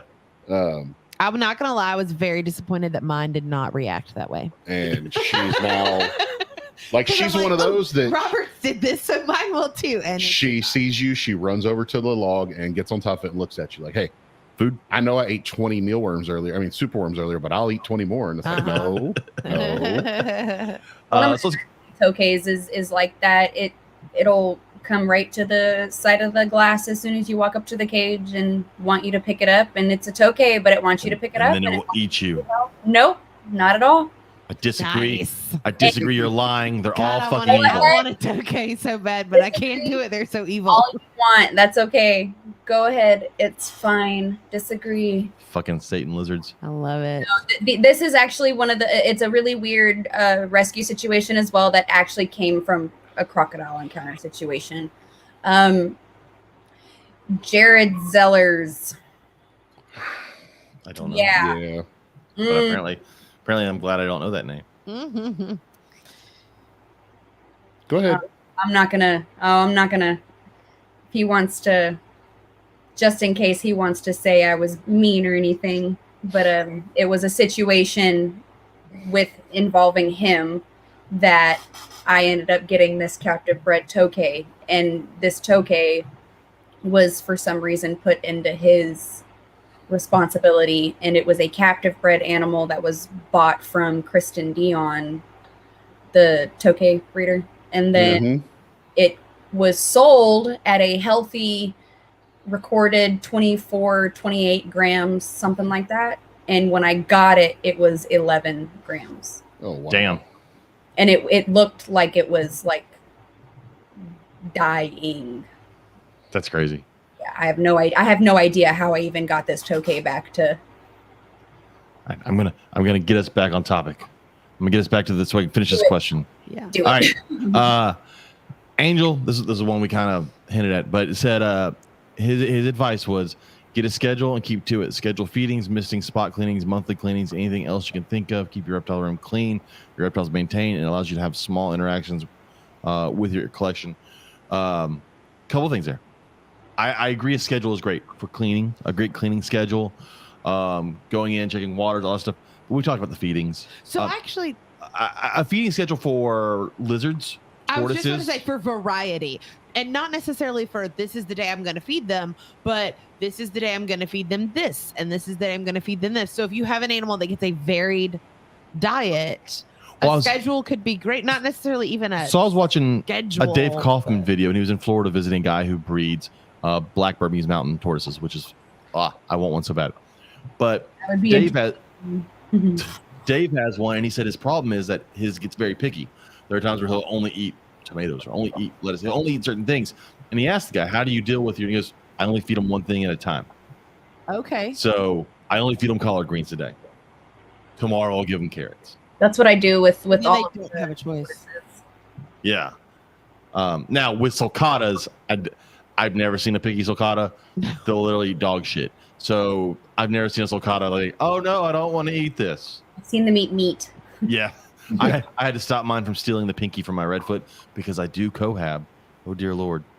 Oh no! You mean you cohab two things that do fine together? Yes. Yes. I'm a horrible person. And see, that's something that I will fight tooth and nail with people on. It's different co-housing things that are not just communal and healthy and happy to co-house when they have the space to do it, and it's someone that is smart and someone educated and someone that watches their animals. There is a difference. I'm not going to go tell someone that's new, yeah, you can totally keep two leopard geckos together. Ha ha ha ha ha. I keep my corn snake and my bearded dragon together. They're doing great. Yeah. I've watched somebody argue with me tooth and nail in person that they wanted to keep their it was a severe metabolic bone disease ridden box turtle and a leopard gecko in a 20-gallon 29 tall. They're so similar with God. with such similar lifestyles. The same, the same. So back to Angel. I would agree. Schedules are great. Feeding schedules for certain things. We've talked about with snakes though. Schedules for certain, I think, like specific things. Like today, like you spray everybody down. Yeah. Tomorrow you let your mister do it. The next day you give everybody a rain simulation, that type of thing. Or even as far as like if you want to like deep clean and sanitize, because sometimes like water bowls will get like a film or whatever, and a lot of people will dump the water and then just refill it or even just wipe it down with a quick paper towel. But probably once every couple months, you bring like all the water bowls down and I run them through the dishwasher on like the super, not with soap or anything, but just that super, super, super hot water to sanitize them. Yeah, we do that. Darren said we're gonna have someone thinking they can house their rabbit and burn together. They can for a short until period the of burn time. realizes the rabbit's there. I know. I've cohabbed a ball python and a Mexican black king snake for a few minutes before. Before my freaks out, the ball python was gonna die anyway. Yes. Yeah. Calm down. Fuck. Someone's gonna freak out and go, wait. He just said he did. Calm down, people. Yeah. I can never tell if this is Daniel or Danielle. I think it's Danielle. Danielle said, don't start. I'm always horrible with that. Which one's which? But says, don't start off with 17 completely different animals. If you want a variety, pick a locale you like. Get good at that before expanding. Also, supplies can be found way cheaper on Amazon and dollar stores, which is 100% true. But yes, don't fall in. We've said this before. Don't fall into the normal trap that happens with a lot of reptile people going, I want everything. And then you get everything, and then everything just fucking fails to survive. Get burned out real quick. Yeah. Find your niche and work on that. And if you find that one thing and then you don't like it, then work your way out of it and work your way towards something else. Don't get, like I said, 17 things and then they all fail because it's hard to keep 17 completely different things at the same time. And also, as far as the supplies go, I meant to mention this, I think, last week. So I've always used my my little like infrared thermometer gun for measuring stuff, and I couldn't find it in the move. I lost it somewhere in the move. But I strongly believe everyone needs that. A year ago? Yeah. Okay. Yeah, it's been lost for a while. Okay. I say lost. It's I've seen it recently. We've used it recently. No, we haven't. Is it in my? Did you steal it? Is that where it's at? Is it in your classroom? I think it's in my classroom. No, that faces. You think it's. No. I have a little black one. Oh, you have the small one. I have a black one where you push a button. Yeah, no, that one is in your classroom. I'm missing the yellow one. Anyway. Anyways, so I went on Amazon and I finally bought one. But I strongly recommend go on Amazon, search for infrared thermometer, buy you one. They're like $20 or whatever. It's gonna bug me on Amazon. If you go to Lowe's, whatever, they're gonna cost you way more. Yeah, you want to be able to check temperatures real quick, and they'll let you do that. And it's good to be able to check temperatures because a lot of times they're not what you think they are.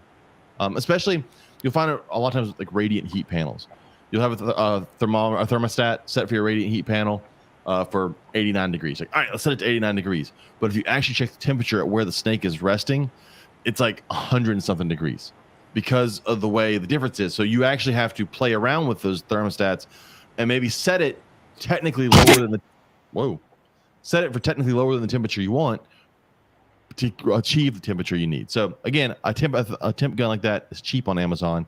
That's one of the supplies I would definitely suggest everybody have. And it got here the next day. And well, that's the great thing about living down the road from Amazon.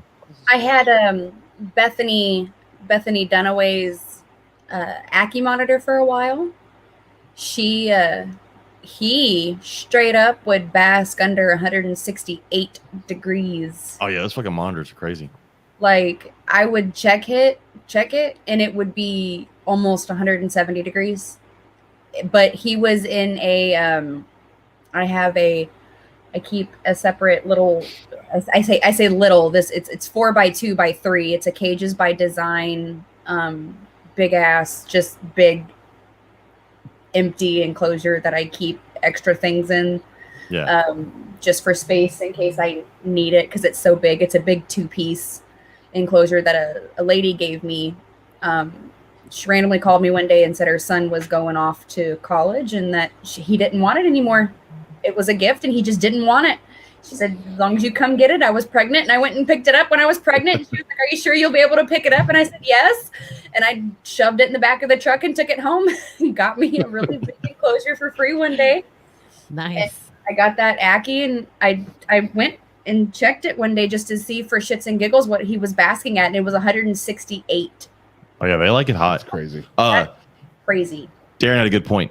Whenever I buy something on Amazon, I always go to the settings and I set it for 4+ stars, and then I only buy stuff if they have like 2,000 or 3,000 reviews or more. Yeah.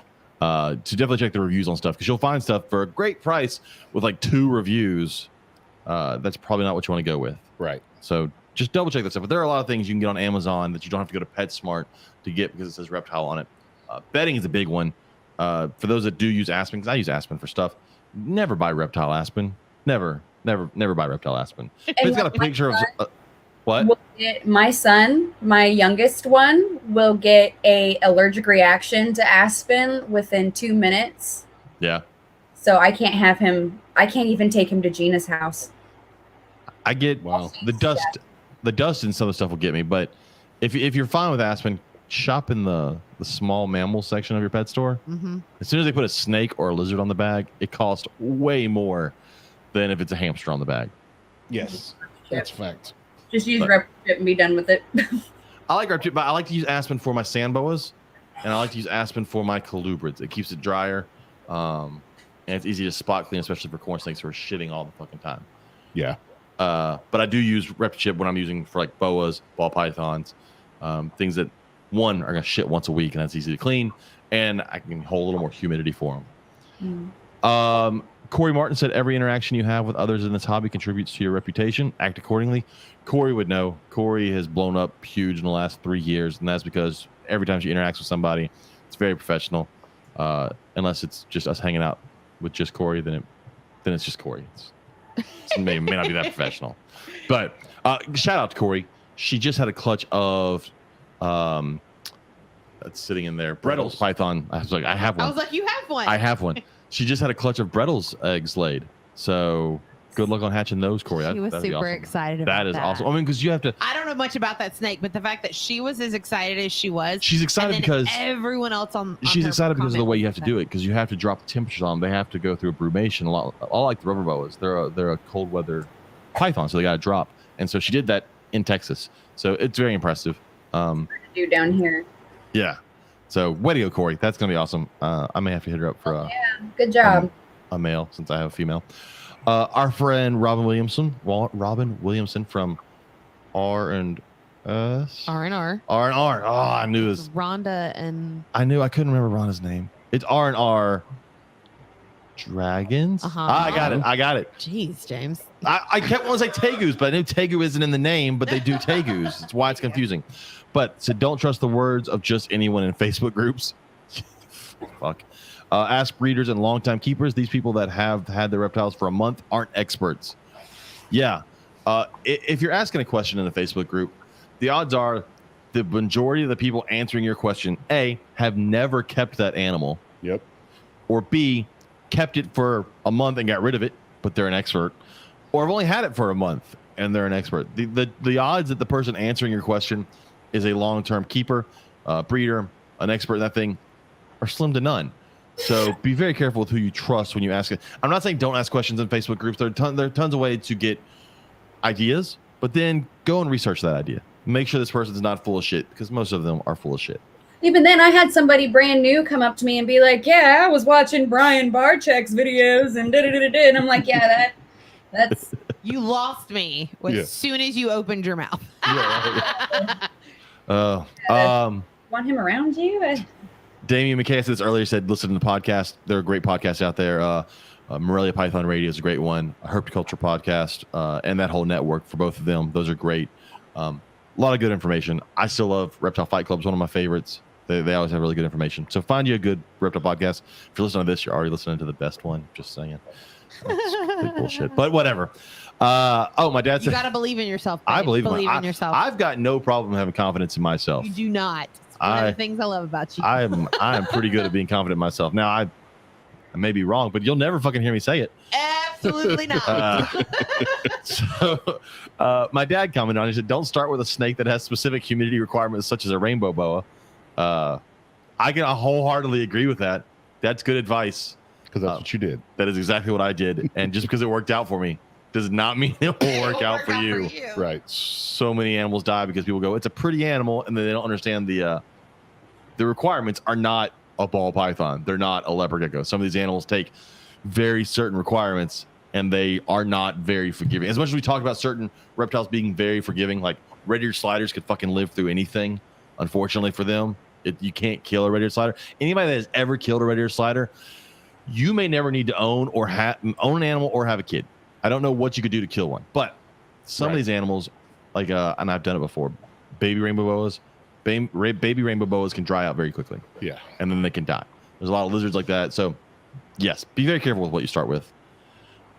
Victor said, grow into keeping your animals and learn from it. He's talked about Riley Jemison. Says become a student of the Serpent, meaning look at your animal, study your animal, see what they want. If you notice your animal only sits on one side of the cage, figure out maybe it's too hot on the other side of the cage, maybe it's too cold on the other side of the cage, wherever they're sitting. So pay attention.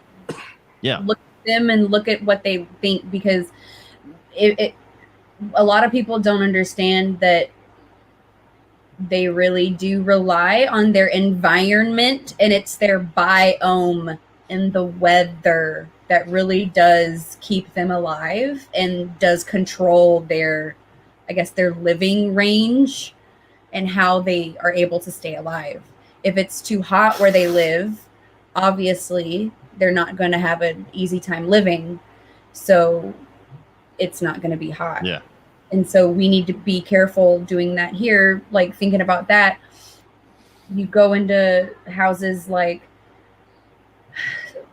Gina's, and it's 87, 88 degrees, but all of her animals are just wonderful and healthy, and she breeds Brazilian rainbow boas like you would not believe, and the rhino iguanas are just wonderful and perfect puppy dogs. She had, at one point in time, she had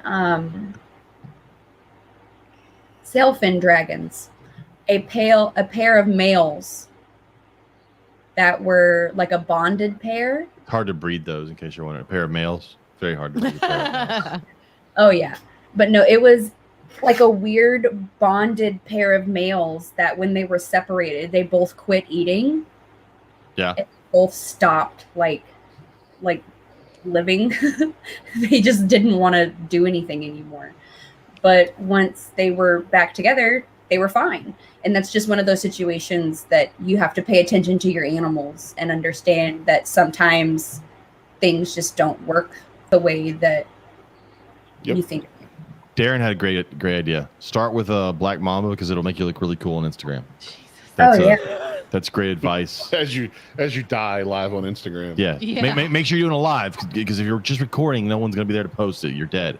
And then so make sure it's alive. And then I'll end up with it. I'll have to find out where to fucking get it. You don't need to get rid of it. And just keep it. It's fine. They're super easy to take care of. The last was a house where it was a lawn crew. They were just doing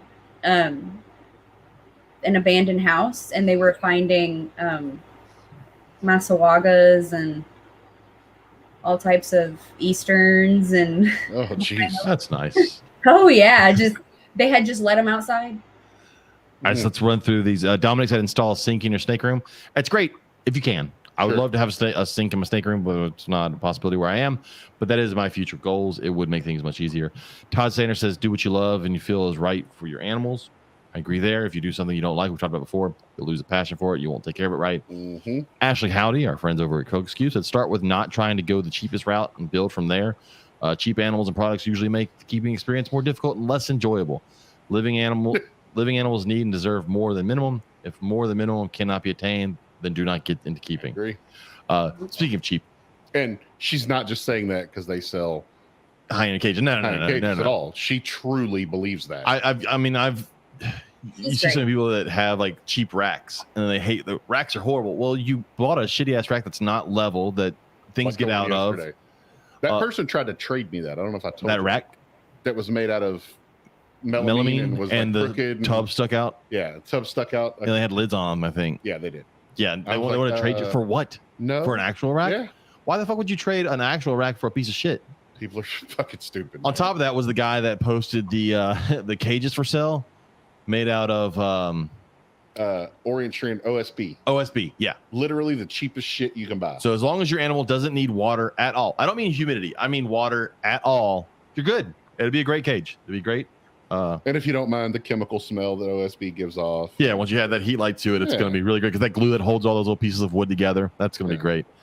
So don't go cheap. Just because someone has something cheap does not mean it's great.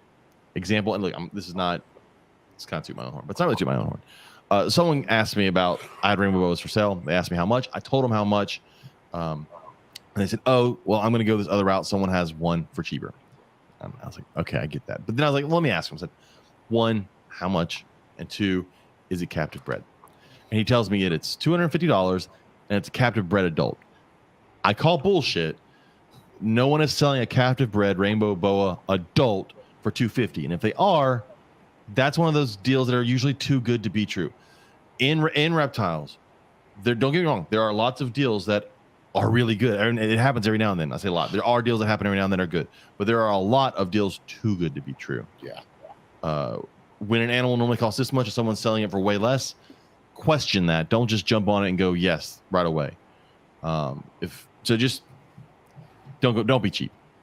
And that doesn't mean you have to buy expensive, but don't be cheap. Steve said, any touchy topics, ask the group admins a question directly instead of asking in the group forum.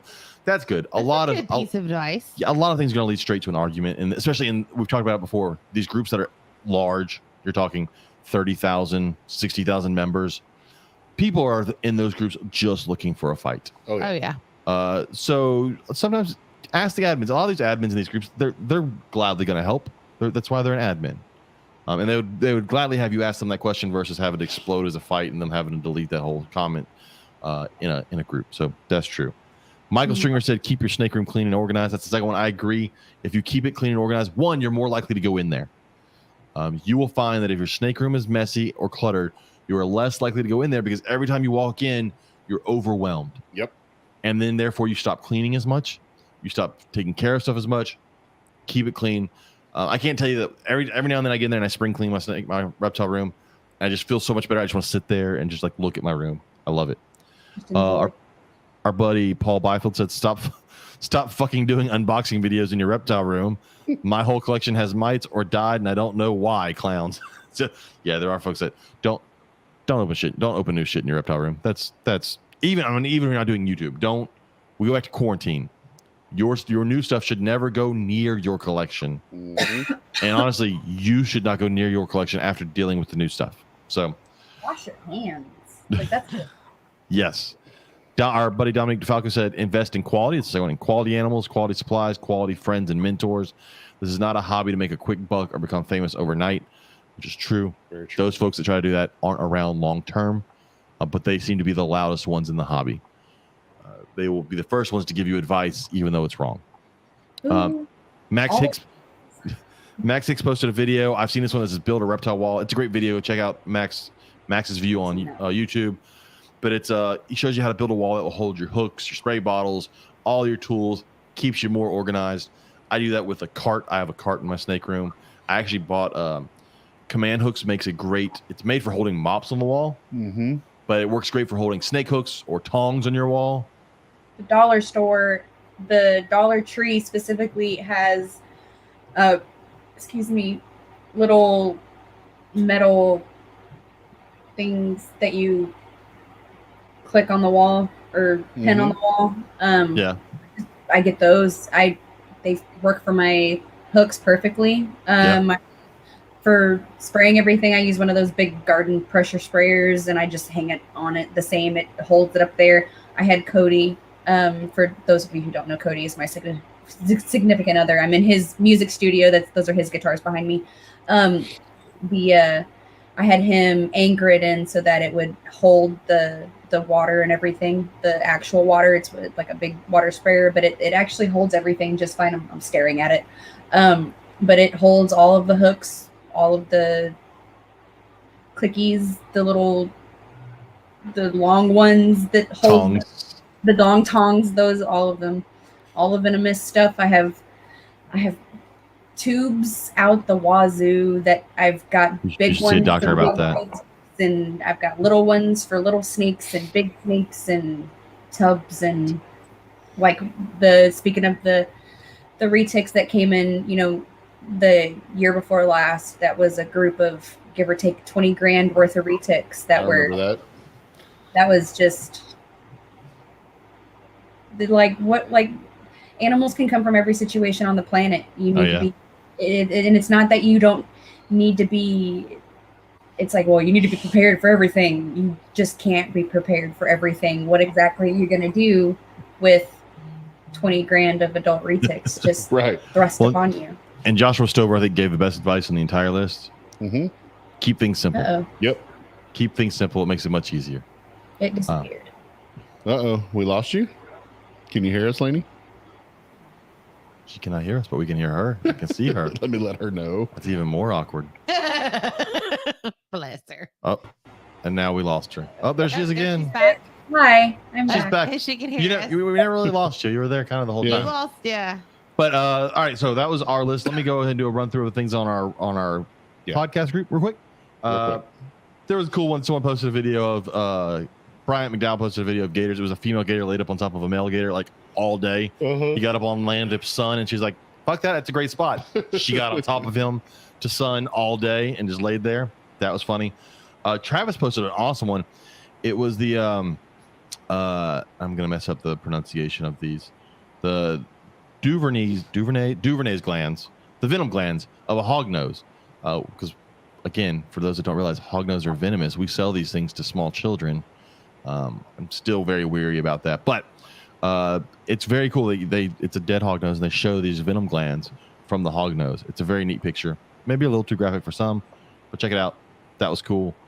Going through. Oh, someone feeding a bunch of little tortoises. That's cute.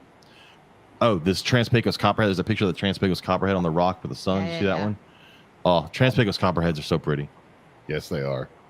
We're gonna find some this summer. Yes. Rat snakes are one of my favorite things, I think. Yeah, those are cool. I did post an update. I found a picture from Adam Hollander of those triplet carpets.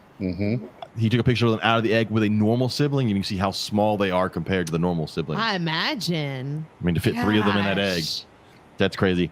Our buddy Jason Miller Radovich, he had a great litter of rainbow boas, of Colombian anery rainbow boas. So that's awesome. That is awesome. Give him a shout out for that. Oh, Megan apparently just found out that crocodilians shed and regrow teeth. Yes, they do that their entire life. They shed and regrow teeth their entire life. I used to have a huge one from our male alligator the zoo I worked at, and I loved it. But when our director passed away, who raised him from a baby, I actually put that. It's buried with him. He has the giant tooth from Moe Sea alligator. Really? Yeah. Kelly McCabe Smith posted a video of a very unhappy cottonmouth. I posted that in the group, but no, she posted. I had her share it in there. That's right. That's in her yard right here in like Sugarland, Richmond area. Oh, really? Yeah. It is a very unhappy cottonmouth, which is not chasing her, by the way. Yeah, but do you see what that cottonmouth's doing? Is it eating a shed? It's eating a dead cottonmouth that her dogs killed a week before that the ants had basically stripped to bones and skin. She heard her dogs barking and went back there, and there's another cottonmouth eating that rotten ass dead cottonmouth. That's what I remember that post now because she's like, I heard there's snake bark. Yep. Like they have, because the dogs do. They have. She's a keeper. barks She keeps squams and other stuff. Well, and we've heard before. You've heard people talk about them being opportunistic feeders and eating roadkill. People coming across cottonmouths eating roadkill. Yep. But if you're in the wild, you're not going to waste a meal. No. Fucking eat whatever you can find. Nope. Oh yeah. I posted. I love watching Naked and Afraid, but God, the people at Discovery Channel fucking suck when it comes to animals. Posting, B clips, there's the extra background clips of animals. This episode was in the Amazon, and of course, what do they show? A ball python in a tree. So, just in case anybody's wondering, ball pythons are not in the Amazon. So, that was funny. My memory today that popped up on Facebook was another one where they fucked up animals. I think they were in the Amazon and they showed a Burmese python. I just sent Robert a photo of one that my brother sent me a couple days ago. He called me and was like, I can come bring this to you right now. I'll pick it up and I'll just bring it to you. And I was like, what are you gonna bring it to me in, Gary? And I'm the snake person. My brother is like, he'll look at snakes and he's like, oh yeah, that's well, cool. when the ambulance comes to get him, he'll have the ambulance drop by and drop it off at your place. Oh yeah, that'll be wonderful, just wonderful. Travis Wyman posted episode. I actually just started listening to this episode. It's pretty good. It's I like listening to it's Snake Talk with Dr. Jenkins. It's a good podcast. It's a very educational podcast, and you learn a lot of stuff. But this one is on cane toads and the decline of snakes and lizards in Australia, which is very interesting. I'm going to listen to the rest of it. I've not finished it yet, but I did start it today on the way home. Travis also posted a papers. The summary is that reptiles and amphibians are at greater risk of extinction because they are less charismatic than mammals and birds, which is true. The human population is less likely to try and save a snake population or a lizard population versus trying to save the elephants, right? Yep. They're not as cute, so we don't save them, which therefore resources tend to not go in the direction of helping certain reptiles, which is a shame. Yes, it is. I posted a video. There was a bunch of turtles. There's one turtle on his back, and a bunch of turtles come over, and they end up getting close enough for him to flip them over. Now, I always see the video of the sulcatas when they're like, that sulcata's trying to help flip his buddy over. No, that sulcata flipped that motherfucker over, and he's still hitting him. That's what's happening with sulcatas. Yeah. Now, with that being said, though, I feel like in this video, these turtles may actually be helping. Now, someone did have a good point. Scott Wright said, they may get fed a lot, and all that splash may have caused them to think they were getting fed in that spot, and they came over, got close enough, and he was close enough to right himself, which may be closer to the truth. Dream crusher. Maybe closer to the truth. But unlike sulcatas, where they're just trying to fuck each other up, they were not trying to fuck that turtle up. This video genuinely looked like his friends were all coming to the rescue. It was really sweet. You see, you always get the stupid ads on Facebook for different things. This one I loved. It was a pre-manufactured building, and they bring it and they unfold it, and it just pops up, and it's a whole building. Like, I just saw that, and my first thought was reptile room. Like, just in my house, it's because it's basically a mini house, but it just like they bring it on a flatbed, set it there, and they unfold it like a box, and you have a house. We were thinking about doing that with this room. It's it's off our kitchen. It was built into the garage that we have in the house that we're renting, but my husband uses it for his studio, so it's built. And it's got like cabinets in it, and he painted it black, so you can barely tell that there's cabinets all over the place, but there's cabinets in it, and there's computers and just guitars all over the place, amps. I would love to build a specific reptile room, like our buddy Douglas Ray White. You get to say his name like that. They have built a new reptile room, and I've seen pictures of it, and it's great. It's off the back of their house, and he lives in the middle of nowhere, so he can walk out there naked without people seeing him. So it works. That's the important thing, being able to walk into your backyard naked. That's honestly what I really want whenever I buy a house. I want to be able to walk into my backyard naked and no one see me. Apparently that's what I do during my Or be old enough to not give a shit if somebody sees me. I haven't reached that point yet. Oh, I have. That you don't care if someone sees you naked? No. I haven't reached that point yet. My neighbor. I'm really, I just really feel sorry for surprised. I'm really surprised that like Robert or his wife Rachel haven't just like shown up at our house one day and like my blinds are open and I'm just walking around naked. Like our kid is gonna need therapy. Probably. Because I hardly ever have clothes on it. I did post. It's a problem. Been naked. My mom has always been naked. One of my best friends has been to my house since I was a kid and has just walked into my house and gone to the sofa and hugged my mom while my mom just, God love my mom, sitting there rolling, a joint on the couch. But my mom isn't a little person. I don't know if Robert, if you've ever seen my mom, she's about your size. Okay. She's a big woman. Okay. She ain't little. All right. She likes to call herself a big bitch. She's a big bitch. All right. She's a big woman. And so my friend and just hug my naked ass mother and just go on about their business. And it's like all my friends are going to need like therapy. I'm pretty good about like. We will come over. Yeah, I put clothes on. Just, anyways, I also posted a video that Nathan, I guess, didn't realize I posted. There's a video of an alligator snapping turtle doing the luring action with his tongue, and then Travis ruined it by pointing out the fact that they are feeding this turtle it still looks the fish, cool. because you can see the fish is actually being handed to it. It's okay. Ruiner, a fun Travis Wyman. But it is also seeing the luring action of an alligator snapping turtle. That's still one of the coolest evolutionary things there is. It's one of my favorite things about him. Robert posted an awesome video of a cottonmouth searching for food underwater. Yeah, that was a cool video. But from all I've been told by people is that they can't bite underwater, so there's no way it could eat underwater. And alligators can't bite underwater. You can see that thing's tongue. Oh yeah, working, scent, and everything underwater. That's it is cool. looking for fish, which is cool. And then Sir David Attenborough turned 96 this week. Wow. Protect him at all costs. Yeah, please put bubble wrap around that man. No joke. He is a world treasure. Our old friends that we like so much. I got to meet a very, very, very drunk Nigel Marven once. Oh, really? Yes, but was very. I can see that. That's funny. He was so drunk that he wrote my autograph as "I hope you feel better." Megan posted a picture of our video of fucking Billy the Exterminator. As someone who lived in Louisiana, I know who he is. He's from Louisiana. He and his brother, fucking drug addict idiots, just doing stupid shit. But that video's there. Megan also posted the first sea turtles come on shore to lay their eggs in Galveston. That was really cool. I want to see that one day. I want to see them hatch, and I want to watch them crawl to the ocean. I do. I would love to be there for that. I know, Robert, you posted an article about the story we talked about earlier. About on my bucket list. About the bust on the animals that Laney ended up with. I think that's it. I covered everything. I got through it all. Congratulations, you did a wonderful job. And we're still just under 2 hours. So sweet. Laney, if people want to reach out and talk to you, you can tell them no. But if they were to reach out and talk to you, if you want them to, how do they get a hold of you? How would they get a hold of you? They can. Well, I mean, you can get in touch with me like through Facebook or whatever. Yeah, search for her name on Facebook. Good luck with that. Good luck. It's 27 letters. It's 27 letters of happiness. If anyone wants to know it, you can call me Lainey. That's fine. I don't care.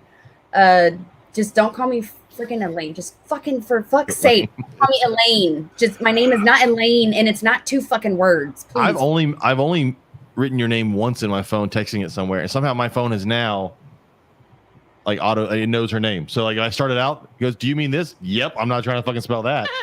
And I haven't typed her last name once, and I went to try to type her last name, and it fucking filled it in for me. I was like, "This phone's amazing," because I was gonna screw that up too.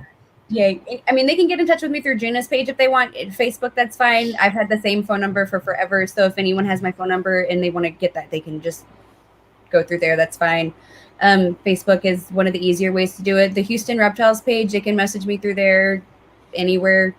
Basically, the Bio Dude page, Gina's page. Just yell at me. Once you start typing her name, it'll come up. It's the long one. I'm the only one of me, and so you're only going to be able to find me. And I'm not that horrible of a person, I swear. And if anyone's pissed me off, it's because they've tried to post a fucking sale in the damn group, and they're mad that I made them delete it. So, well, because there's a sales post. You can always post a picture. I made that trade sale post thing so that people could post photos of shit for sale. That way, there wasn't any, because it's the algorithm of Facebook that is flagging everything. It's not. It's the sale words that are getting flagged. It's not Facebook. It's Meta. It's the stupid Meta thing. I can't. It's nothing that I have control over. So I can't. I don't want to not take away everything, but I want people to still have the ability to be able to sell shit. Yeah, and the problem is that group is so big, and like we talked about with big groups, you end up with a lot of stupid people. You just can't help it. But it's still a great group to go to for advice and to sell big cages that are cheap. Anyways, Robert, if people want to get a hold of you, www.lsreptileracks.com. Get a rack. You can get them delivered to a herp show near you soon. The next one is Lafayette. That's the next herp show. So check that out if you're in Louisiana. That'd be a great time to come get one. If you want to get a hold of us, it is the Reptile Gumbo podcast on Instagram, Facebook, and at gmail.com. Yeah, at gmail.com. Katie, anything to add? Nope. I'm Dinner sorry. time? I'm starting to get tired. Dinner time. Dinner time. I have not eaten yet. Lainey, if you just hold out for a second, but thank you for coming on. Thanks everybody for so much listening. We will be back next week. We should on our normal Tuesday on night. our normal Tuesday night next week. Hopefully, that is the plan. So good night to everybody. See everybody next week. See ya. Bye. Good night.